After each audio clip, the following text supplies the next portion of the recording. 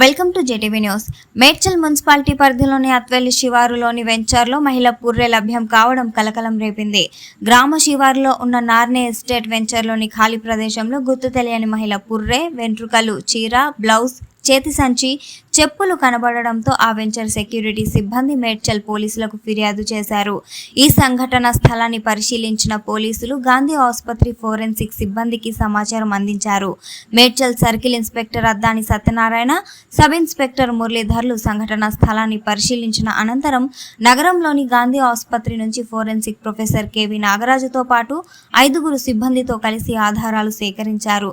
అనంతరం forensic professor KV Nagaraju మాట్లాడుతూ గత 6 నెలల ముందే ఈ మరణం జరిగి ఉండొచ్చని ఆయన తెలిపినట్లు, సరైన మరణ కారణం గురించి తదుపరి ఫోరెన్సిక్ మరియు DNA పరీక్షలు చేయాలని గ్రూప్ ఆఫ్ డాక్టర్ బృందం తెలిపినట్లు ఎస్ఐ మురళీధర్ పేర్కొన్నారు.